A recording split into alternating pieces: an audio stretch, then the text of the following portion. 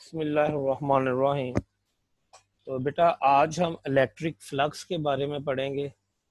हमारा आज lesson objectives क्या हैं, इलेक्ट्रिक फ्लक्स को समझना कि इलेक्ट्रिक फ्लक्स क्या होता है। इलेक्ट्रिक फ्लक्स को समझने से पहले मैं आपको बताता हूं कि बेसिकली फ्लक्स किसको कहते हैं। तो बेटा फ्लक्स कहते हैं फ्लो को, किसी भी चीज़ का फ्लो, इलेक्ट्रिक चार्जेस का फ्लो, ठीक है, किसी लिक्विड का फ्लो। तो फ्लो जो है उसको हम फ्लक्स कहते हैं।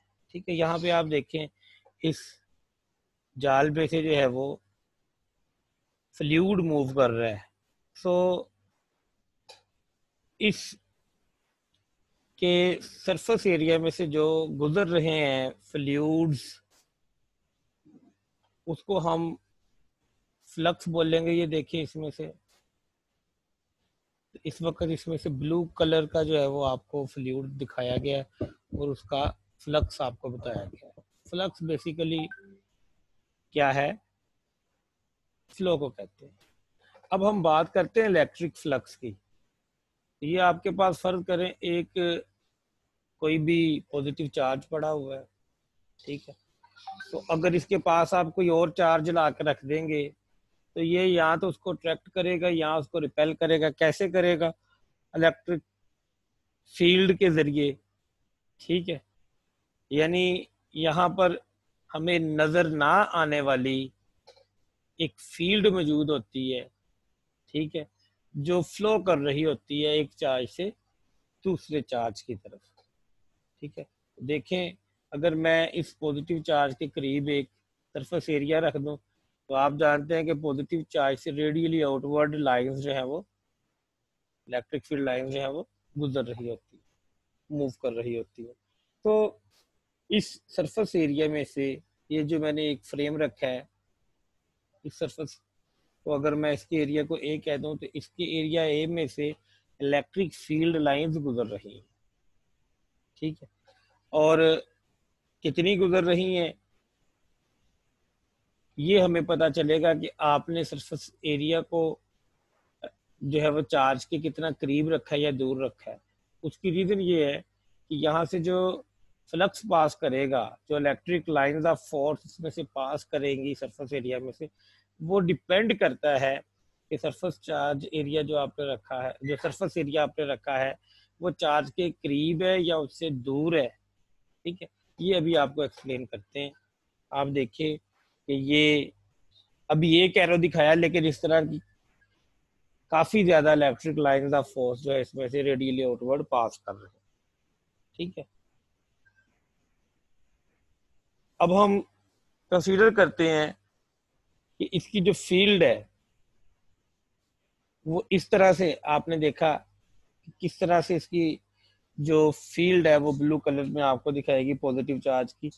ये पॉजिटिव चार्ज की फील्ड है, सारा ब्लू कलर जो है ये आपको नजर आ रहा है डायग्राम के अंदर कि ये रेडियली आउटवर्ड मूव कर रही है, यानी इसकी जो इलेक्ट्रिक फील्ड है वो फ्लो कर रही है, ठीक है। सो इसको बोलेंगे electric flux. Flow of electric field को क्या बोलेंगे? Electric flux. मैंने आपको बताया था फ्लक्स कहते हैं फ्लो को, flow of anything is called flux. अगर इलेक्ट्रिक फील्ड फ्लो कर रही है तो उसको बोलेंगे इलेक्ट्रिक फ्लक्स। अगर मैग्नेटिक फील्ड फ्लो करेगी उसको बोलेंगे मैग्नेटिक फ्लक्स। अगर कोई और आपके पास कोई चीज, कोई और लिक्विड मूव कर रहा है तो उसको जस्ट आप उसका फ्लक्स कह देंगे, ठीक है। तो इलेक्ट्रिक फ्लक्स क्या होता है? फ्लो ऑफ इलेक्ट्रिक फील्ड, ठीक है। या फिर हम इसे कहते हैं number of electric field lines passing through an area, ठीक है। इसी एरिया में से गुजरने वाली फील्ड लाइंस के नंबर को हम इलेक्ट्रिक फ्लक्स कहते हैं। ये एक स्केलर क्वांटिटी है। अभी हम देखेंगे इसकी डिपेंडेंस किस किस फैक्टर पर है। तो आप ये देखें, अगर हम इसकी डिपेंडेंस को डिस्कस करें तो आपको दो चीज़ें इसमें डिस्कस करनी होगी। एक तो एरिया वेक्टर को, ठीक है, और दूसरा हम इलेक्ट्रिक फील्ड को भी डिस्कस करेंगे, ठीक है। तो यहाँ पर आप देखें कि आपने एक पॉजिटिव चार्ज के करीब यहाँ पर एक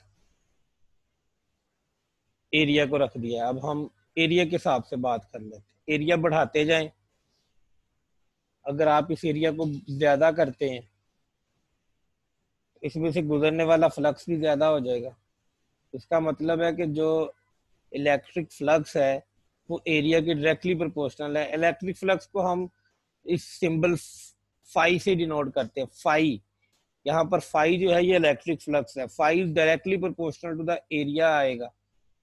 जितना ज्यादा एरिया होगा उसमें से उतना ज्यादा आप कह लें कि जो है वो इलेक्ट्रिक फील्ड लाइंस पास कर सकती हैं। तो ये आप देखिए जैसे जैसे एरिया बढ़ता है फ्लक्स यानी उसके अंदर से गुजरने वाला ब्लू कलर भी बढ़ रहा है।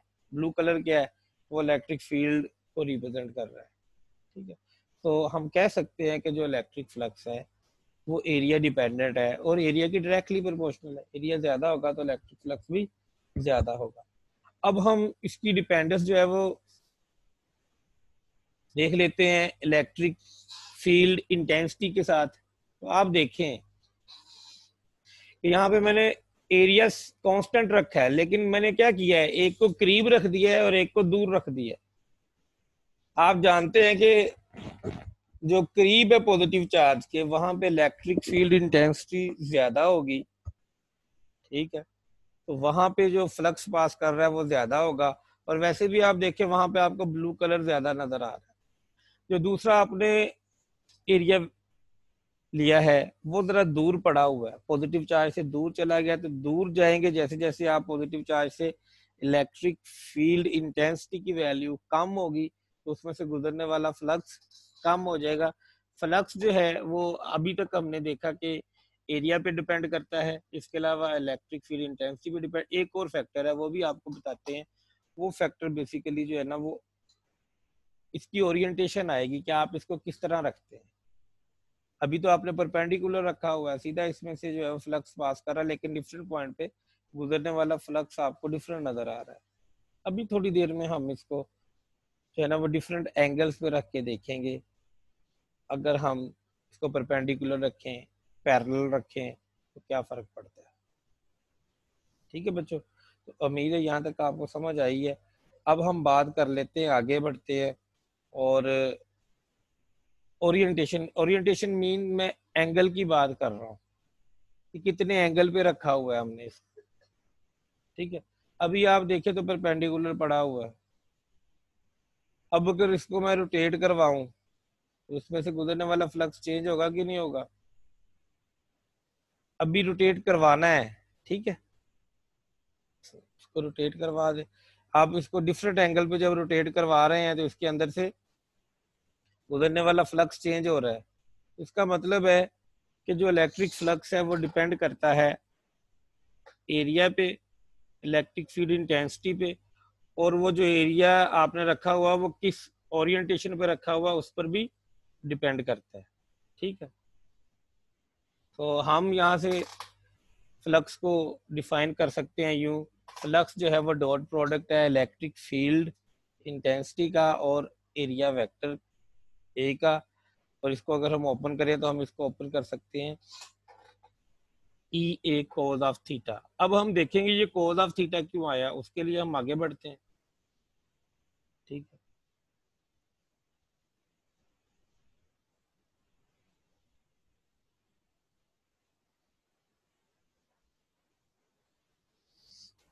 और दूसरी जो है ना वो इमेज उसको समझने की कोशिश करेंगे अब हम। जी, यहाँ पर आप देखें कि एक प्लेन जो है, एक रेक्टेंगुलर प्लेन जो है वो इलेक्ट्रिक फील्ड लाइंस के परपेंडिकुलर पड़ा हुआ है। पहले वाली डायग्राम में देखें, यहाँ पे मैं थोड़ी सी कुछ चीजें आपको क्लियर कर दूं कि ये जो आपके पास रेड लाइंस है ये इलेक्ट्रिक फील्ड लाइंस है। ठीक है, इलेक्ट्रिक लाइंस ऑफ फोर्स हैं ये। और आपके पास ये जो ब्लू कलर का आपको रेक्टेंगुलर पोर्शन नजर आ रहा है ये आपका, आप कह ले कि सरफेस एरिया है। ये आपका वो प्लेन है जिसके अंदर से आप इलेक्ट्रिक फील्ड लाइंस के गुजरने की तादाद को नोट करना चाह रहे हैं। ठीक है, तो यहाँ पर आप देखें कि आपने जो प्लेन है इसको perpendicular to the field lines रखा हुआ है। इलेक्ट्रिक फील्ड लाइंस जो है वो इस वक्त परपेंडिकुलर है। किसके परपेंडिकुलर है? आपके प्लेन के। प्लेन के क्या है वो? परपेंडिकुलर है। अच्छा, प्लेन का जो एरिया वेक्टर है वो कैसे आप निकालेंगे? देखिए बेटा, एरिया वेक्टर जो होता है ना किसी भी सरफेस का, वो उस सरफेस के नॉर्मल होता है। नॉर्मल मीन्स उसके परपेंडिकुलर होता है। तो यहाँ पे ये जो आपको ब्लैक कलर में एरो दिखाया जा रहा है, ये एरिया वेक्टर है। और आप देखें कि एरिया वेक्टर जो है वो इस वक्त पैरेलल है मैग्नेटिक फील्ड के। अभी आपने पढ़ा था कि जो फ्लक्स है वो होता है ई डॉट ए। ठीक है। और इस वक्त हमें वैसे भी पता चल रहा है कि मैक्सिमम फ्लक्स पास कर रहा है, मैक्सिमम नंबर ऑफ लाइंस इसमें से पास कर रहे हैं। तो फ्लक्स इस वक्त मैक्सिमम है। वैसे आप फ्लक्स की एक डेफिनेशन माइंड में रख लें, number of field lines passing through a certain element of area is known as electric flux through that area. ये नोट कर लें, the number of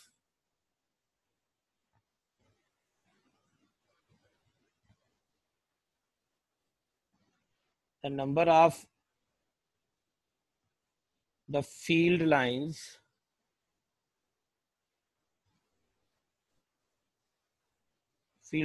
passing through a certain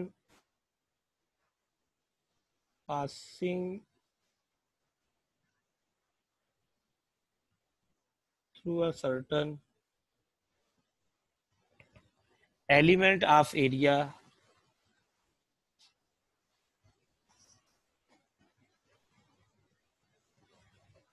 is known as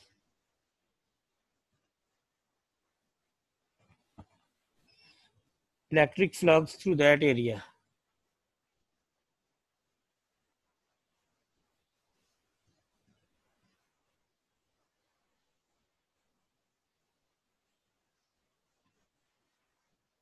इसको समझाने के लिए मैं एक और डायग्राम आपके साथ शेयर करता हूँ। लाइक ये आप फर्ज करेंगे ये इलेक्ट्रिक फील्ड लाइंस है।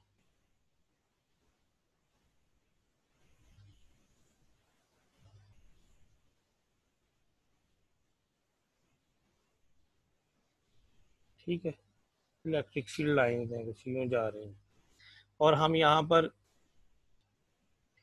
एक एलिमेंट ऑफ एरिया रख देते हैं यहाँ पर।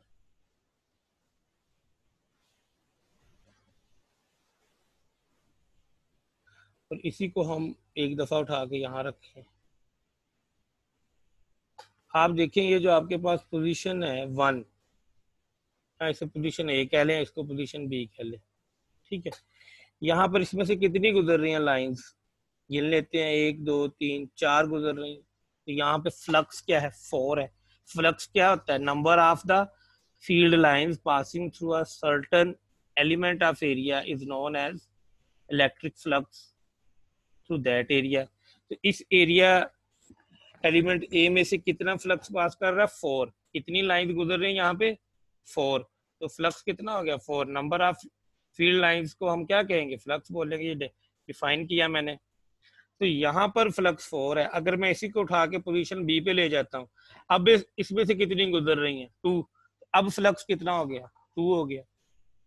ठीक है। तो आप देखिए यहाँ पे फ्लक्स ज्यादा है, यहाँ पे फ्लक्स क्या है? कम। ठीक है। और इन डायग्राम्स को देखें जो मैंने आपके सामने 3 डायग्राम्स रखी हैं। ये जहां पर आपका जो प्लेन है वो perpendicular to the electric field lines पड़ा हुआ है, वहां पर अगर आप गौर करें तो आपकी इलेक्ट्रिक लाइंस ऑफ फोर्स जो है वो पैरेलल हैं किसके? एरिया वेक्टर के, इसी पोजीशन पे। तो इस वक्त electric lines of force maximum इसमें से पास कर रहे हैं। तो हम ये पॉइंट माइंड में रख लेंगे कि जब कोई प्लेन जो है वो लाइंस ऑफ फोर्स के, इलेक्ट्रिक लाइंस ऑफ फोर्स के परपेंडिकुलर होता है, उस वक्त उसमें से गुजरने वाला फ्लक्स मैक्सिमम होता है। ऐसे याद कर लें, या फिर ऐसे याद कर लें कि जब प्लेन का जो एरिया वेक्टर है, ठीक है, वो parallel to the electric field lines होगा तो फ्लक्स मैक्सिमम होगा। इन दोनों सिचुएशंस को अच्छी तरह समझे। देखिए बेटा, ये मेरे पास एक प्लेन है। ठीक है। अगर मैं इसके सरफेस एरिया की बात करूं तो ये जितना भी रीजन है ये इसका सरफेस एरिया है। अगर मैं एरिया वेक्टर की बात करूं तो मैंने आपको बताया एरिया वेक्टर उसको कहते हैं, ऐसे वेक्टर को कहते हैं जो जो है वो एरिया के परपेंडिकुलर हो। ठीक है, तो यहां से आप परपेंडिकुलर लाइन ड्रॉ करेंगे तो ये जो आपने नॉर्मल ड्रा किया ये आपका एरिया वेक्टर है। ठीक है ना, नॉर्मली आउटवर्ड होता है ये। सो याद रखना जब प्लेन परपेंडिकुलर होता है लाइंस ऑफ फोर्स के तो उसका एरिया वेक्टर पैरेलल होता है। ठीक है, इन दोनों सूरतों में फ्लक्स क्या होता है, मैक्सिमम होता है। तो मैं यहाँ से नतीजा अखज कर लूंगा कि मेरे पास जो फ्लक्स है वो मैक्सिमम है। अब हम इस थर्ड वाले की बात करते हैं, सेकंड वाले को बाद में देखेंगे। अब आप देखें कि आपने प्लेन जो है वो इलेक्ट्रिक लाइंस ऑफ फोर्स के क्या रख दिया, पैरेलल रख दिया। प्लेन को आपने पैरेलल रख दिया। जब आप प्लेन को पैरेलल रखेंगे तो प्लेन का जो एरिया वेक्टर है, ठीक है, वो इन लाइंस के क्या हो गया, परपेंडिकुलर हो गया। आपके पास इलेक्ट्रिक लाइंस ऑफ फोर्स और एरिया वेक्टर में कितना एंगल बन गया, 90 का बन गया। इस सूरत में आप देखें कि फ्लक्स जीरो है, या तो इलेक्ट्रिक फील्ड लाइन उसके ऊपर से गुजर रही हैं या उसके नीचे से गुजर रही हैं। ये देखें, ये उसके ऊपर से गुजर रही, उसके अंदर से नहीं गुजर रही। ये भी उसके ऊपर से गुजर रही हैं, अंदर से नहीं गुजर रही। ये उसके नीचे से गुजर रही है। तो उसके अंदर से गुजरने वाली electric lines of force zero हो चुकी हैं। तो इस वक्त इलेक्ट्रिक फ्लक्स क्या हो गया, जीरो हो गया। अगर हम इस थर्ड डायग्राम की बात करें तो यहाँ पे ना तो मैक्सिमम आएगा ना मिनिमम आएगा, क्योंकि यहाँ पे फ्लक्स आपका जीरो आया है। ठीक है, यहाँ पे इस केस में आपका फ्लक्स क्या आया है, मैक्सिमम आया है। तो जब आप प्लेन को ना परपेंडिकुलर रखेंगे ना पैरेलल रखेंगे तो ना मैक्सिमम होगा और ना ही मिनिमम होगा, यानी ना जीरो होगा। इस वक्त डिपेंड करता है इस थीटा के, आपका जो इलेक्ट्रिक फ्लक्स है वो डिपेंड करता है कि प्लेन जो है वो आपने किस तरह रखा हुआ है, उसका एरिया वेक्टर जो है वो फील्ड लाइन के साथ कितना एंगल बना रहा है। इसको एक्सप्लेन करने के लिए मैं आपको जरा समझाता हूँ। आप यहाँ से ना एक परपेंडिकुलर ड्रा कर लो, ये मैंने कर दिया। देखिए बेटा, अगर मैं फर्ज करूं कि ये एंगल थीटा है, ठीक है, तो आप जानते हैं थीटा के सामने वाला यानी ये वाला हिस्सा साइन थीटा होगा। थीटा के सामने हमेशा साइन थीटा होता है। ठीक है, और थीटा के नीचे हमेशा क्या होता है, कोस थीटा। यानी ये वाला जो आपके पास ये आ रहा है, सही है, क्या है, कोस थीटा। इसको मैं ए कोस थीटा लिख देता हूँ। तो देखिए फ्लक्स परपेंडिकुलर कंपोनेंट में से पास करता है ना, आपने यहाँ पे देखा है।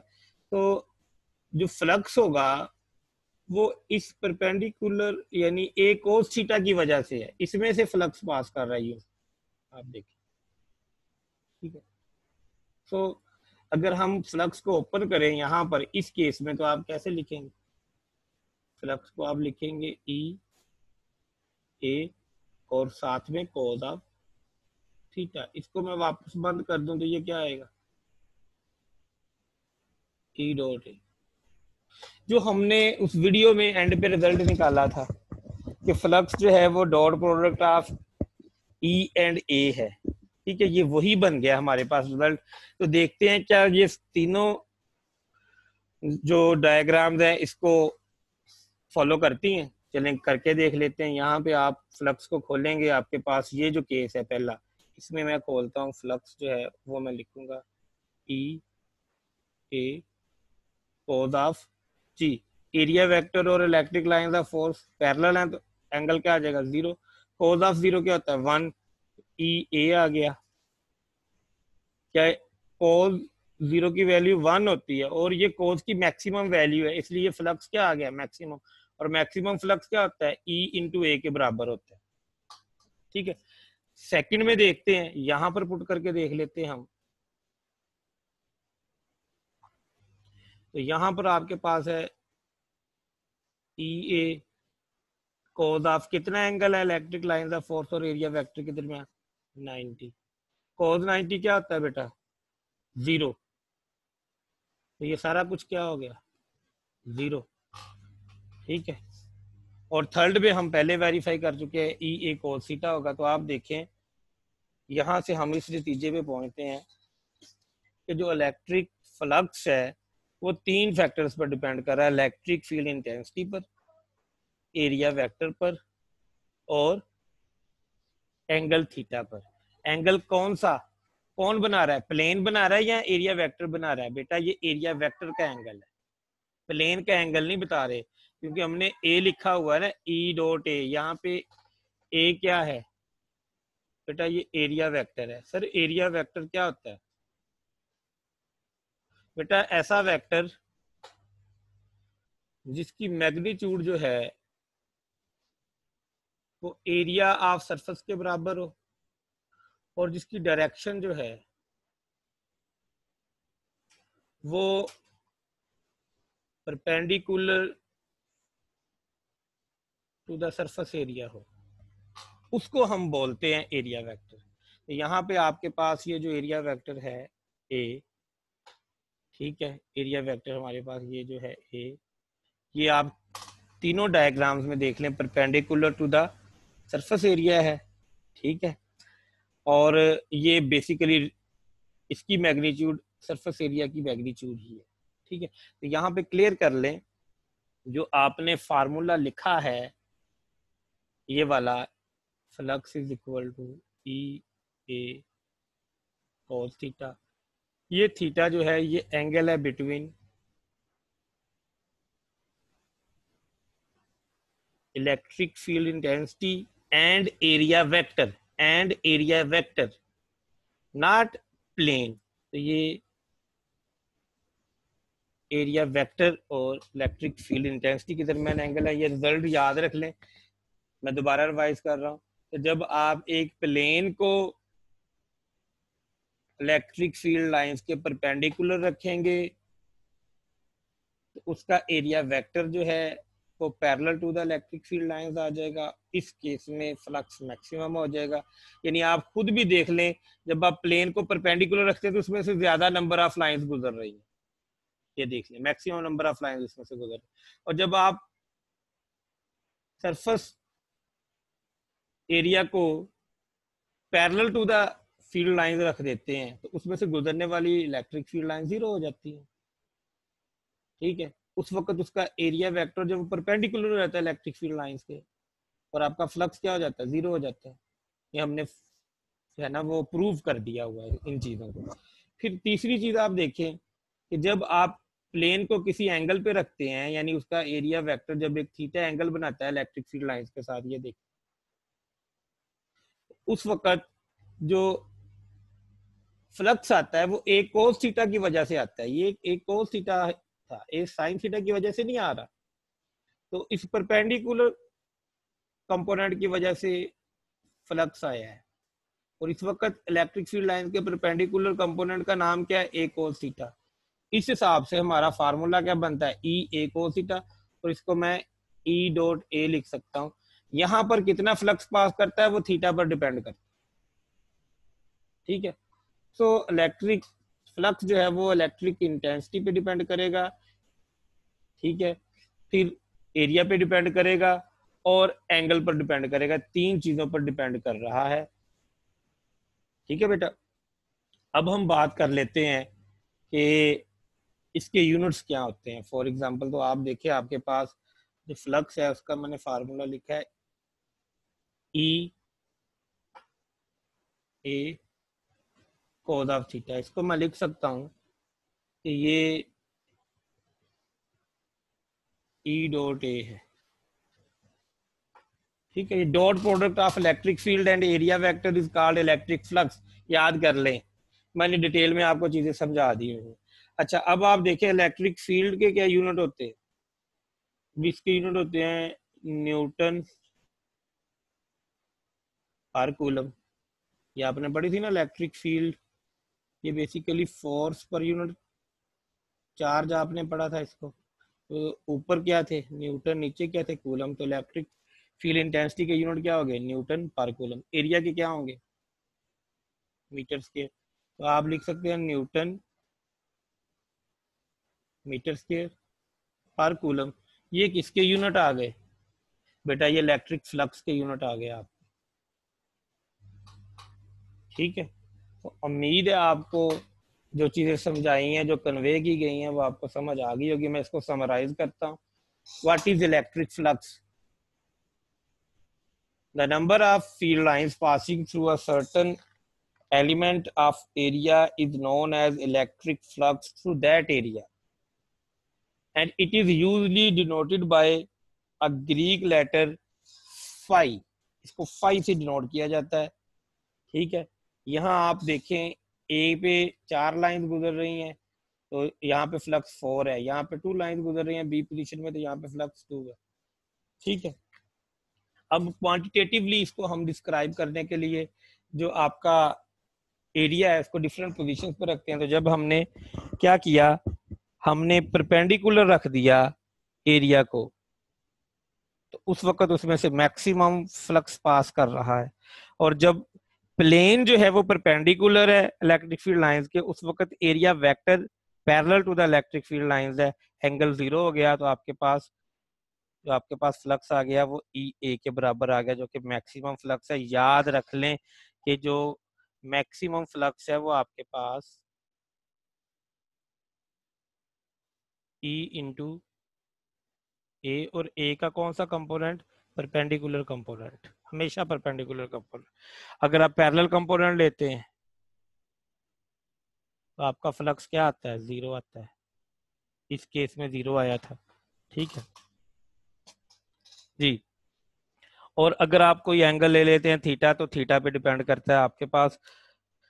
तो इलेक्ट्रिक फ्लक्स को हमने डिटेल में पढ़ लिया कि इलेक्ट्रिक फ्लक्स क्या होता है। Number of lines passing through a certain element of area is known as electric flux through that area.